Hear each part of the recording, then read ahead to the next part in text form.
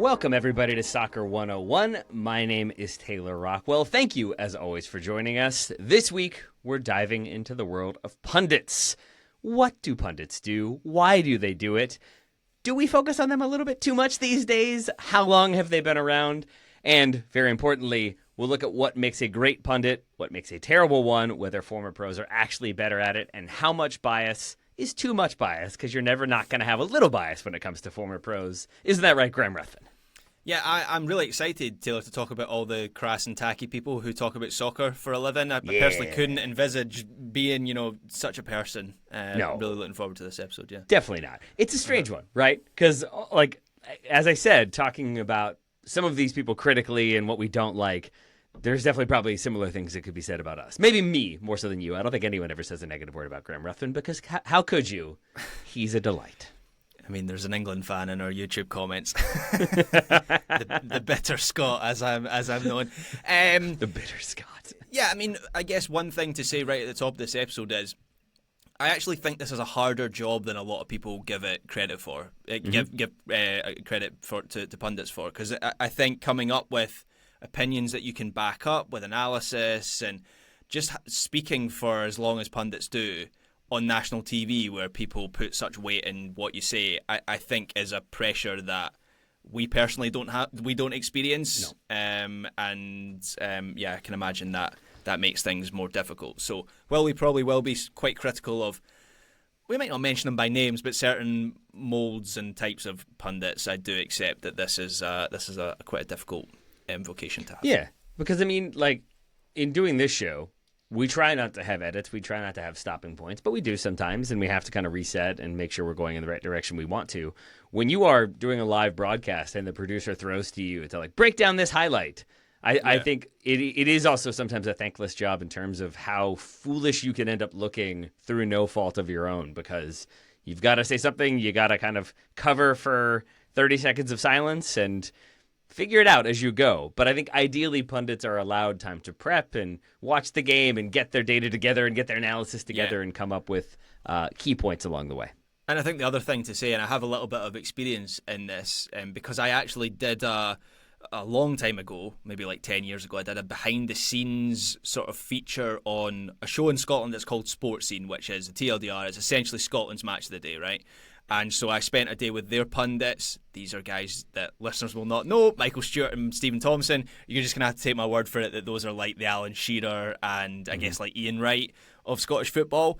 And it's a long day. Like, I don't think people fully appreciate that. Like, they don't just, or at least for shows like Match of the Day, and I would imagine it's the same for most soccer broadcasts, like CBS's Champions League coverage. They don't just turn up and like they turn the cameras on and they speak. There's a huge amount of prep. They've got teams of analysts behind them. And certainly a show like Monday Night Football on Sky, like Jamie Carragher and Gary Neville and the Monday Night Football team, that's an entire day. Like, they get there early in the morning and the show doesn't come off air until 11 at night. So I'd find that difficult. Like, that's what I mean by this is a difficult job. This is a tricky job, and I think there's certainly more to it than meets the eye. I have an in-the-weeds question already, so I'm going to pause that one for a moment to ask you, Graham, like, very generally, how would you define what a pundit is? So, technically speaking, the definition of a pundit is quite simply, quote, an expert in a particular subject or field who is frequently called upon to give their opinions to the public. Okay. That's what I found in the Oxford Dictionary. If you have ever watched a TV broadcast of a soccer match, you'll have likely seen, unless you're Joe, who I've learned turns games on 0.0 minutes of the game and then turns it off at 90 minutes when they blow the full-time whistle. If you're a normal person, you'll have caught some of the broadcasts. You'll have seen or heard people talking about the game, be it at half-time or before the game or after the game is finished. That is a pundit. I would personally make the distinction between a colour commentator and a pundit, but the reality is they are often the same people as well, right, who perform the same job. They're kind of interchangeable. So I guess that could be classed as a pundit as well. But basically their job is to provide analysis and insight that the audience might otherwise not have. Whether they actually do or not is another matter. So, fair. Here is the weeds question then.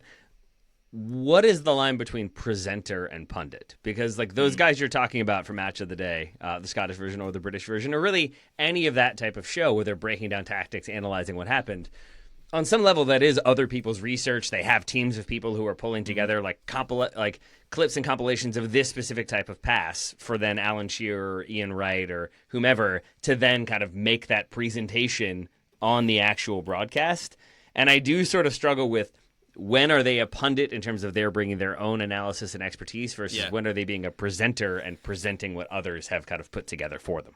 So I think this distinction used to be clearer in past generations, right, where you would have a presenter and they would then ask questions to people. And so your presenter wouldn't really give much of an opinion. I think in the modern age, those lines are becoming blurred, where I think of like MLS's Apple coverage, where quite often they will have, it's actually quite difficult at times to know who the presenter is on some of their shows, where they'll have Kaylin Kyle and she's presenting moments, and then they'll have, I guess, Andrew Wiebe in the past has done that role. And it's sort of interchangeable, where they'll throw to a break or they'll throw to a next segment, and in those moments they're the presenter. But then in other moments they'll provide analysis. So we are seeing a blurring of the lines. But I think a presenter is someone who I think of as their job is to kind of like move through the discussion and not really offer much of a personal opinion, where a pundit is analysis and opinion is where I would draw that line.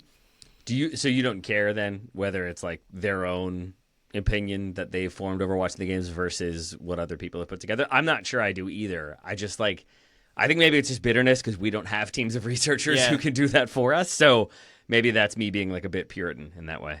I don't really care, but that might just come from a place of, you know, when someone watches Monday Night Football and it is so data driven and there are all these presentations, and Carragher in particular, he tends to be the one who does this on Sky.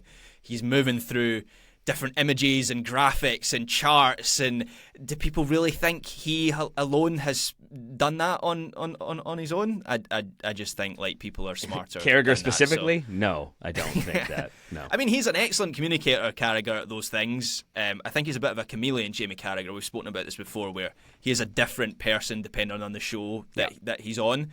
He's excellent at that.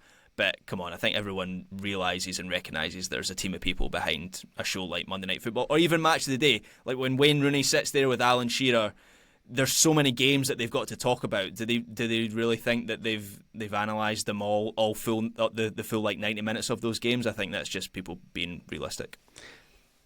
At the same time, like I do think that is kind of the way they want it to be perceived or presented. For sure. It's like absolutely. As though those guys watched this and found this little detail. But you're also talking to, as I've said before, a person who didn't realize that reality TV was also scripted and was just like, how did they get into that crazy? They bought a winery this week? That's so weird. What a reality thing to do. So maybe I'm just dumber than the average audience. I will say, just to jump in there, the behind the scenes feature that I did on Sports Scene that I mentioned, it was a real eye opener. Like I didn't realise how much work is put into that by the team of people around the pundits. And actually, to give the pundits credit, okay, sure, they're not in the weeds with the data analysis, but they are involved in the process. Like at least on the show that I went behind the scenes with, and I have seen enough of like Match of the Day and other broadcasts to know that they are involved. It's not like they get handed a script when it's showtime and they just read off the script. They are kind of involved in the analysis. So, as I say, I think there's a lot more work to this than. What does that look like then when you were there? What was that level of involvement? So we were all sat around computers. Basically, the games were on TVs around the wall, and they were getting replays into these computers. And so Michael Stewart or Stephen Thompson would say, "Can I see that again?" And then they would throw up certain parts of games, and then there would be a data analysis and a graphic designer. Sitting at this, there'd be like three people sitting at this desk, and between them they would say, okay, this is an interesting thing. So it was led by the pundit actually in that instance, and then they would come up with a package, and that would be the thing that they talk about on the show, and they work a script from there. Interesting. That's really interesting. That's cool that you got to do that. Would you ever want to do a show like that, or would that be too stressful for you? It's unbelievably stressful. I was thankful that I was able to only do that once, and that was me just as a passive observer. It hasn't always been that unbelievably stressful. Certainly not that unbelievably advanced, incorporating that much data. Let's talk about the history of punditry for a moment, because to my research and reading, it does seem like a somewhat more modern creation. I would say like more so the 1960s than the 1910s, which is sometimes the case when we talk about different aspects of soccer or football. But it feels like a thing that initially you had printed results and printed match coverage. You would have radio broadcasts, but it tended to be a lot more, here is what happened, here is what is happening, end of broadcast. And you didn't get a ton of analysis. To my understanding, that changes around the 1960s. Yeah, so according to the Telegraph, the role of the soccer pundit as we know it today was essentially created with the launch of a new TV show in the 60s, as you say, Taylor, called The Big Match, which was what it sounds like. They showed a match on TV and then they had people talk about it. And watching some of the clips on YouTube, it is remarkable how little that format has changed since they introduced it in the 60s. They were like, right, we'll just stick with that for the next 100 years. Obviously, the way they talk about things has changed. They certainly don't have any like CBS Champions League nonsense. There were no breast puns or anything like that? No, nothing. Okay. Nobody's rapping or making jokes about infidelity. But it is largely the same format that we have today. And then later in the 60s, you have the introduction of Match of the Day, which was a new format in itself. That was kind of the first proper... I think we did a 101 on Match of the Day, actually. Match of the Day was a really pioneering show. It was the sort of like the first proper highlight show.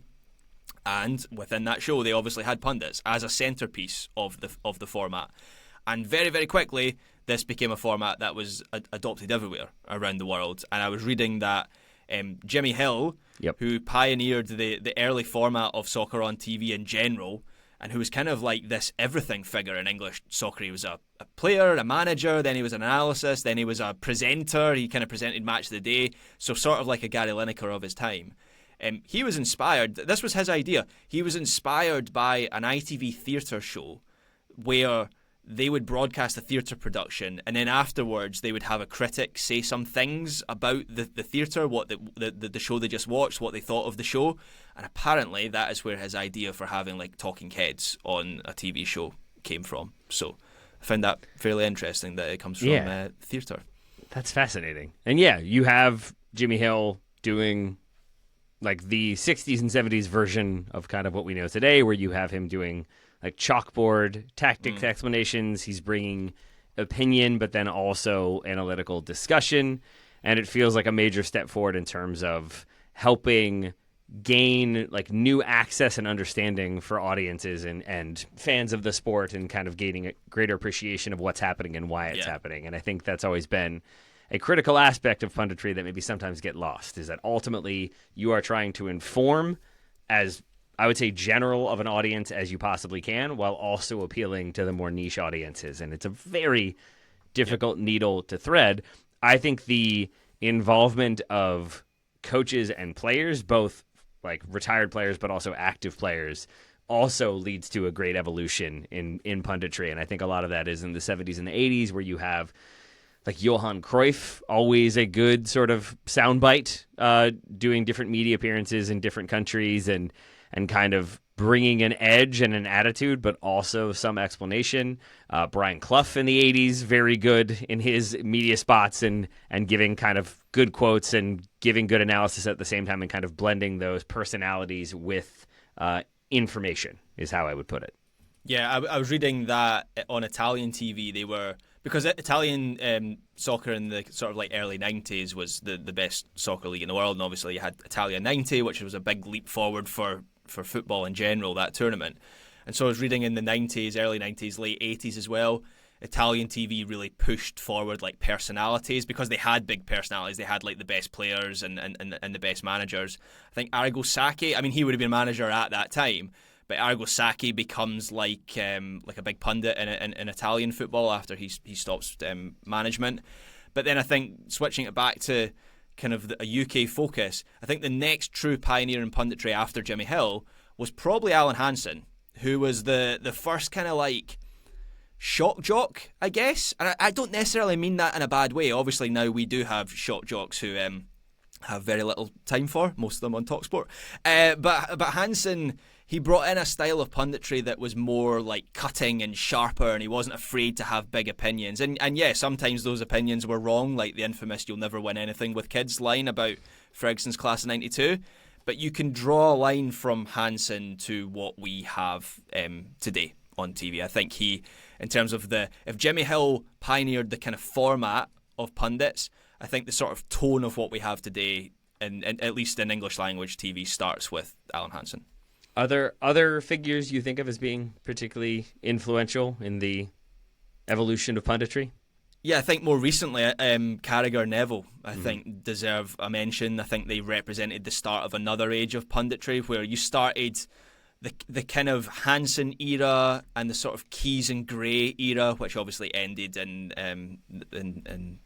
unceremonious fashion for those two people. But that kind of faded and became a little bit stale. And so Carragher and Neville represented like the start of another age of punditry. And obviously there's still like the Hansen stuff is mixed in there. And I think in the early days of Carragher and Neville, they definitely played more off the fact that like these two guys were rivals at club level, and one's Manchester United and one's Liverpool, and they still kind of do that now. But I think Carragher and Neville coincided with a lot of like data-led analysis, much more in-depth stuff. It coincided with the launch of Monday Night Football, which I know that's a British TV show. Maybe listeners haven't seen that. It's still the best TV show, soccer TV show for me. I watch it pretty much every week. I think it's really, really interesting. And it was Carragher and Neville that kind of fronted that as a new age for Sky punditry, at least in the Premier League. You've mentioned a few different shows that you appreciate. What are your like top 3 to 5 and why? And then conversely, what are the ones that you would avoid like the plague if you could? Oh man, that's so Monday Night Football is absolutely up there. I mean, this might be like the most vanilla take of all time. I think Match of the Day is still a bit of a marvel in the modern age. Agreed. Like, it's just perfect television. I think people really underestimate how difficult it is to provide that analysis in 3 minutes between games, and so that's really, really difficult. So Match of the Day would be up there. Go on, Taylor. Can I interject to say a thing that like is so in my mind underrated about Match of the Day? Maybe this is just a British thing. Maybe this is a deliberate thing. But I feel like they always try to have a very measured and calm way of discussion where they're never really raising their voice and they're never really getting animated. And these are guys that you know could be. Alan Shearer, I have seen get animated in other settings. Ian Wright can get animated. But I feel like sometimes there is a deliberate effort to like remove emotion and talk about things in as like neutral of a way as you can. And I think that's really beneficial. I don't know if American producers would love it because I think they would say it's not, engaging enough. But I think because you remove that, I think of Alan Shearer talking about players either playing really well or sometimes playing really poorly. And it usually, because you're removing emotion, comes across much more analytical than it does like just not good enough. He's trash. And I think that's such an important part of Match of the Day. It's why I enjoy it so much, is that it seems to always be people having discussions around football. And even if it is debate, it tends to be informed, calm, presenting my side, presenting your side, hearing the other one, and having it be a back and forth. Yeah, and in a similar vein, Taylor, on UK TV, I love the Champions League goal show that currently TNT, but previously BT. I think it was more BT that did it, and they had it was almost like a podcast. So it was kind of like a Red Zone style show. So there'd be goals coming in. It did what it says on the tin. It was a goal show during the Champions League games, but they had James Richardson as the host. It was Julian Laurens. It was James Horncastle. It was Rory Smith.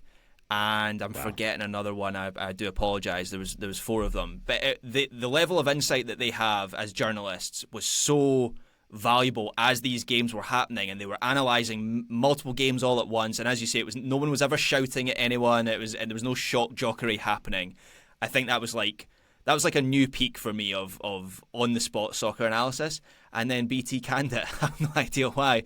And people are still furious about it. And they replaced it with a much more kind of like mundane Red Zone style show. And I still miss the old goal show. Honigstein, yes, Raphael Honigstein. Good. That was my guess. All right, cool. And then ones that you don't enjoy for whatever reason. Oh man, I'm going to upset some people here, I think. I know that this is not meant to be a gotcha thing. It's not meant to start No. It's more so what is the... If you don't want to even go into like the specifics, you could just say like, what is the style that you personally don't enjoy? What do you think is not helpful or informative?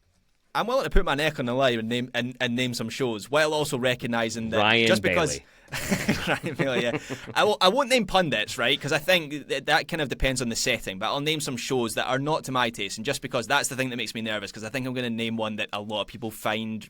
I know it's popular. I think a lot of people like.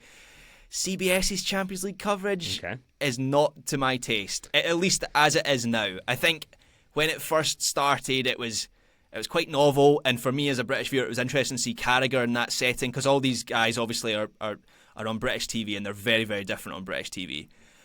My personal opinion is it's jumped the shark slightly in the last couple of seasons. And so even if they rolled it back a little bit, I think that would be an improvement. Is there a moment that made you be like, they've jumped the shark? Did they ever literally jump a shark, which would be the Happy Days moment? I mean, because like I ask because I think I largely agree, because I do remember times in the beginning when like Henri specifically is explaining things that are happening in the game, or explaining why something didn't happen, or what a striker needs to be doing, and why that run wasn't the right run to make. And it wasn't, and it stood out to me because it wasn't just like, this is what I would have done. How do you not know to do that? Again, it wasn't emotional, and it wasn't sort of like attacking players. It was, I think, trying to provide a greater understanding of what happened, why it did or didn't happen, or what should have happened, but then also kind of conveying the difficulty of the thing that could have happened or should have happened. And I think all of that is very nuanced, but it leads to a greater understanding while still appreciating the human aspect of things. And not even that they've gone away from that style or approach, more so that they seem to have just embraced a bit more of personality, is how I would put that. And so it seems to be, like you say, they don't just show up and start filming, and you're right, they don't. But it does feel like there is less prep and more like, we'll wing it. We'll do some chaos. We'll throw to Jamie, and he'll have to kind of figure out how to talk about this Norwegian club that nobody knows anything about. It feels less informative and more let's get clicks these days. Yeah, and look, there is a place for that. Like the chemistry of pundits, I think is important. And that's what I mean when I say like when they first started, I thought it was a good mix. It just feels like now when I watch that show, I'm watching a series of social media set pieces. Yep. Like it doesn't really feel like a show anymore. And look, that's been the success of that show. There's a reason they do it. They're huge on social media. Like we were chatting just before we started recording, and Joe was saying like how huge that has been for the younger generation. So it clearly appeals to, just because it doesn't appeal to me doesn't mean that it's a bad show. And each of those people involved in that show, like Jamie Carragher, I've already said, is a centrepiece of my favourite football show. Micah Richards, I find very entertaining on Sky's coverage, and his entertainment on points on CBS as well. Thierry Henry is Thierry Henry, and Kate Abdo is like incredibly impressive with how. Thank you, Kate Scott. I didn't actually know that. Has she been? Yes, been married now, right? Okay. Married Kate Scott. I'll come at that one to memory now. Hugely impressive how she can throw to people in different language. I think that's like the most impressive thing you can do, and to have that skill as a presenter is priceless. It's just the framing of that show now is it's not to my taste. I would say it's a bit like Flandersization. That's hard to say out loud, but the Simpsons idea that Flanders is originally a like slightly annoying, slightly overbearing neighbor who becomes this like parody of himself very quickly and goes to like extremes. For sure. It feels like the CBS coverage has done a little bit of that, but I think that that's the nature of anything that, number one, becomes successful, and number two, sticks around for a while. A prime example of that in American punditry, I would say, is Alexi Lalas, who is a very polarizing figure these days, but maybe for a while. But I think to hear him explain it and talk about it, like he is from an era when we didn't know if soccer would actually succeed. We didn't know if MLS would like take off or survive.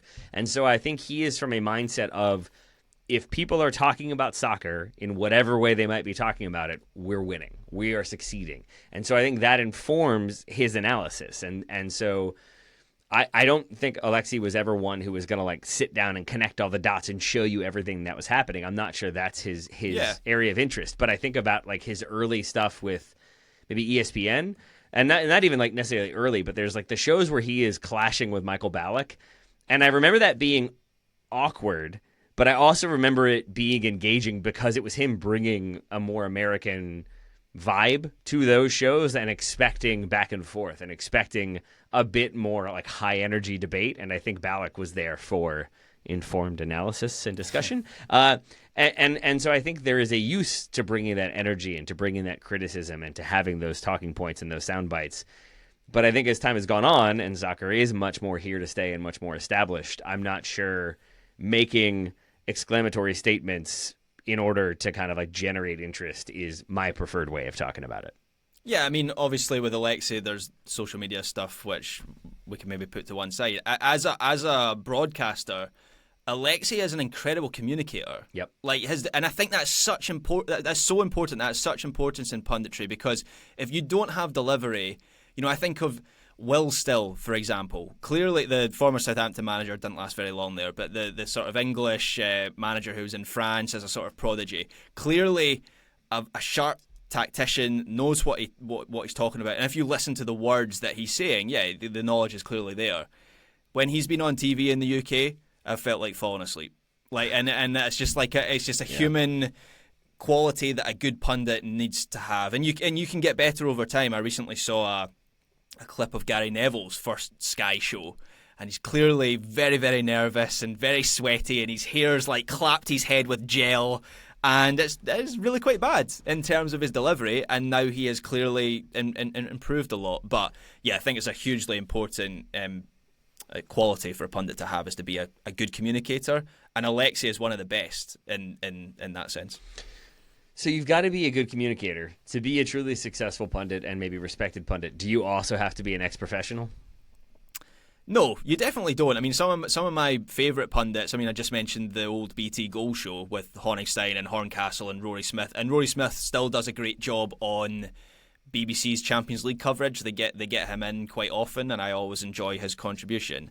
But I think if you are a former professional, you have access to a level of insight that a non-professional doesn't have. Right? You've been in that environment. You've been in that situation as a player, and it's one of the things that infuriates me with ex-pros turned pundits. Yep. Is when they don't use that insight. They don't 100%. Use that insight over a regular punter. So, for example, Wayne Rooney, he's on Match of the Day these days, and the number of times he'll be talking about, I've noticed this season, he'll be talking about Amarin's situation at Manchester United, and it's like he's never been in that situation at all. He is just explaining what we're seeing on the screen. Mm-hmm. What I want from Wayne Rooney is him talking about, well, I was in a club, I was in Manchester United when David Moyes was having a tough time, and this is what it was like for a player, and this is how he responded, and this is how when Van Gaal came in, we bounced back, and here's how Amarin will be trying to communicate to his players. And there's a good number of pundits who don't tap into that insight that they have as a professional, and I think that is absolutely infuriating. I mean, there are some that do. I think Rob Green is good at it. I think Clarence Seedorf is very good at it. I think Neville, when he's in the setting of his podcast, and he gets mocked for it, Neville, because people in the comments will be like, oh, Gary Neville's talking about Manchester United again. But, I think there's definitely a place for that. But so many just go through the motions of, as I say, just describing what we can already see on the screen. Yeah, and that is so frustrating, because I think when you have elite footballers now talking about the sport they played at such a high level, you want those little insights into the moment and the occasion, and less so what's it like to play at the Bernabeu in a Champions League final? It's electric, it's intimidating, the atmosphere, but again, going back to Henry, I feel like he oftentimes, I struggle to think of one very recently, but I think he was always very good about explaining this is what you want to do as a striker. This is what the run he should be making. This is when you have the defender on this side of you, you should know that if you feint one way and then turn the other, you could you can get that level of game state information that helps you better understand what could have happened or why a thing happened. But I think for me, it also helps communicate how hard it is to process all of that information. And those professionals, having played in that setting, having played in that environment, know more than anyone else in the world how much pressure you're under and how fast you have to make decisions. And I do think professionals that bring that understanding and awareness and maybe also empathy to the table, I think do a much better job, and I am much more inclined to hear from. And we're talking about this week in the kind of with the Jamie Carragher situation in the background of criticizing Mohamed Salah having some thoughts on that. And then it feels like it's been kind of a fallout of should Carragher have said what he said? Did he go too far? And a thing that we mentioned very briefly, I think Ryan made a joke about on the Champions League show this week, on the Total Soccer show, was the idea that Jamie Carragher spit on a fan. And I don't bring that up to be and therefore he has no right to talk about this. But pausing in real life for a moment to talk about fiction, there is the scene in the third season of Ted Lasso where, like, kind of a spoiler, I guess, but like one of the players has been racially abused and responded to it, and gets sent off. And then like Roy Kent is giving the press conference, and he's asked about it, and he goes into a very human story about his experience and how he said the wrong thing in the wrong moment and didn't understand what other people were going through, and how that's always informed his life. And that, to me, is a thing that doesn't happen enough in punditry, and I wish it did. I wish Jamie Carragher would, instead of maybe running from that moment, talk about a moment when he lost his head and did something that was unforgivable and should never happen, and how, you know, it wasn't him. He didn't think he was that person, but then it was. Like, those moments, I think, even if they are humiliating or at the very least very, very vulnerable, are the moments that I wish we got more of from professionals, because it humanizes them, but it also helps to humanize the player and remind us that that's what we're seeing, that's what we're watching. When it's Mohamed Salah, you can dismiss it as like, oh, he's a millionaire, billionaire who's mad that he's not starting every single game, but there's a human in there who feels like he's being thrown under the bus by an institution or by a media organization or whatever.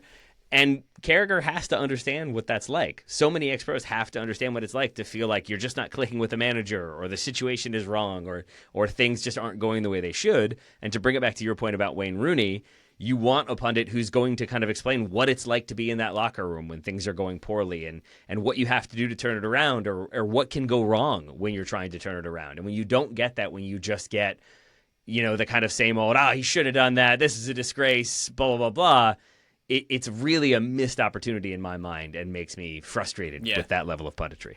I mean, one of the best recent examples that I can think of along those lines, Taylor, was earlier this season. Obviously, Russell Martin was the Rangers manager and was getting a huge amount of abuse, and there was a moment where he was walking out of a stadium and he kind of like ignored fans, and that just added fuel to the fire of like, this guy doesn't even care about the Rangers fans. And Ali McCoist was talking about when he first signed for Rangers, he really struggled. I mean, this was before my time, but he really struggled in his first few months, and he was a real target for the Rangers fans. And he spoke about how in the changing room after one game he was crying and how upset he was, and he says he always regrets this. Walking out of the stadium, he like flicked the V's at some Rangers fans. It gave him a bit of abuse.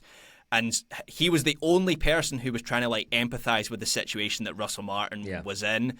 And I think that speaks volumes about the kind of person that Ali McCoist is. I always think he's really good for stuff like that. He's also really good, Ali McCoist, for when he's showing a replay and he's incorrect about his initial take, he will recognise, he'll go, oh, yep, I got that one wrong, now seeing the replay. The number of pundits, I mean, I guess these are colour commentators I'm talking about, but often the same kind of thing, same overlapping jobs. The number of co-commentators who will just blindly keep forging forward despite what they've been shown. Their take is clearly wrong, but because they've said it, they have to argue, no, I was right, and this is it should have been a penalty. Yeah, I mean that's the problem, I would say, with the certain modern approaches to punditry, where it has to be point counterpoint, it has to be pro and con, an argument against, an argument in favor, and when you do that, you remove, to some extent, the ability of a pundit to say, like, yep, I got that wrong, because they are advocating a position. And even if that position has been, or like aspects of their argument have been undermined or proven not to be true, there is still a like, yeah, but you can't just say you're right then. You have to keep arguing your point. And it removes, I guess, just some of the authenticity from the conversation. And that's where I start to get truly frustrated with certain pundits, is when it feels like it's more about entertainment, whatever the cost, than it is entertaining and informing. And that's fundamentally what I think pundits are meant to do. They are meant to help explain all aspects of the game, from the tactics to the coaching and the lineups to what the player's going through on and off the pitch, to just individual mistakes or individual moments to help us better understand things. When it becomes, screaming into the void about how bad this player is or about how crap this manager is, I don't know. It loses a lot of the appeal for me at that point. Yeah, I would agree. So we're going long, Graham. I want to let you go, but I do want to ask you two questions. Mm-hmm. Who is your GOAT crew for Match of the Day? Who is like presenter and then two like pundits, analysts? Is it sacrilege to say someone other than Lineker as the presenter? Because I really like Mark Chapman. Mark Chapman is always very good. Is always my favourite. I would have Ian Wright for the fact that he's Ian Wright and everyone loves Ian Wright, but I often view, I mean, pundits are not really where I go for like my analysis of football, so I kind of view them as entertainment. Ian Wright is just a hugely, not that he doesn't offer analysis, but it's just I find him a hugely entertaining person. And then I guess like, who would I want for kind of more stringent analysis on Match of the Day? I mean, Shearer has got a lot better, I think, over the years at that. So maybe Shearer, Wright, and Mark Chapman, which feels like sacrilege because the team for a long time was Lineker, Wright, and Shearer, and I've just cut out the most iconic Match of the Day figure. So I would accept Lineker as well. Betrayal is fine, Graham. And then I've talked a lot about kind of my preferences when it comes to pundits and ideal punditry. Do you have, like, if you were combining people, what is an ideal pundit for you? Is it like an ex-player who's also been a manager, but also, I don't know, makes a joke? Yeah, I think so. I mean, I think humor is something that I value. Like, my favourite pundit is Roy Keane. Like, I know Roy Keane veers into parody of himself a lot of the time, but as I've just said, I kind of treat pundits as like part of the entertainment product. He doesn't offer much analysis, Roy Keane. Like, some of his takes are just like plain bad, but I think his sense of humour is really good. Like, he's got a really dry sense of humour. I think he knows what he is now. Like, the last few years, felt like he was spinning his wheels for a long time as a pundit, where maybe he was trying a little bit too hard to say things that were inflammatory. Now he kind of knows where he is. He's quite comfortable in his own skin, and I think having Neville and Carragher, who's clearly like pals with, that's often who he's on with, I think has just made him more comfortable in that setting. So I always find Roy Keane, even though he's like the quintessential proper football man, I think Keane and Wright together, if they're on the same show together, I'm like, oh yeah, man, this is going to be entertaining. I'll give you that. He does definitely veer into like self-parody with the like, why are they smiling after they score? What is there to smile about? Like, those moments are a bit too much for me. But then the moments where, like, have you seen the one where Neville is reviewing Roy Keane's red cards? Yeah, and that's he hilarious. just keeps being like, that should have been a red card. It's like, you punched him in the face. Yeah, but he had it coming. Like, it's just, I don't know. Those moments, like, where you get the sense that, like, you would assume he's playing a character and being like, or like playing it up a notch. And I don't think he is. I think that's just who he is and how he perceives himself in his career. And for that, I do love him. Yeah, he's not quite playing a character, but I think he has like self-awareness of his shtick, if that makes sense. Like, and so that makes him kind of lovable. So yeah, Roy Keane would be on my Mount Rushmore. I'm trying to think who else. But and I think because, sorry, Graham, but like, to go back to Ted Lasso for a moment, when Roy Kent is doing punditry, it's very Roy Keane coded. I mean, all of Roy Kent is very Roy Keane coded. But there's the question about like, what's this teenager going to do after this game? Like, now that he's had a bad performance, and I think he's like, I don't know, go home and have a wank. Like, what does any 18-year-old do? Like, I just think that's Roy Keane in a nutshell. He's very to the point and also doesn't seem to tolerate fools, which can at times be awkward and not lead to the best back and forth, but I think also means that he's going to kind of avoid the stuff he doesn't really want to talk about or have any interest in, and then when he does have an interest, talk about it authentically. Yeah, so I think Keane is on my Mount Rushmore, Ian Wright's on my Mount Rushmore of pundits. Rory Smith, I mentioned him, obviously not an ex-pro, a journalist. The BBC use him quite regularly. I think Joe Hart is very good at providing that ex-pros insight. I don't know if he's on a US TV often, but he's been on the UK on the BBC quite a lot these past couple of seasons. Clarence Seedorf, he was excellent at interviewing Arne Slot in Milan this week, and I think because he has that like natural gravitas to ask difficult and pressing questions, and because I guess with Slot there was the Dutch connection there, but there was no sense of Slot as he's getting asked these really difficult questions. There was no sense of him getting like his back up because, well, it's Clarence Seedorf and he just carries himself with such gravitas and he just has that weight of importance. For the US, I mean, I always enjoy Brian Dunseth whenever I hear him. The problem is TNT's broadcasts are so fragmented by ads whenever I catch them that he has like 60 seconds or less for his analysis. But I always think he does a good job of kind of communicating some tactical ideas on their broadcasts. Taylor, for you, who are the ones that sort of stand out in your opinion? I don't know. I like Dunny. That's a good shout. I think I like Henri. Henri has always been one that like I respect, even if at times I think he's a little bit too confident in himself, is how I'll put it. And then I think I tend to only see him as a commentator these days. But I thought, especially when he first kind of broke through as a color commentator, and a studio analyst, Stu Holden, I thought was really good about really focusing on what was actually happening and what was going wrong and what needed to change. And I think he still does that. I think I just hear less from him more often these days. But I still enjoy Stu and what he brings in the analysis he provides. And then maybe Roy Keane. Why not?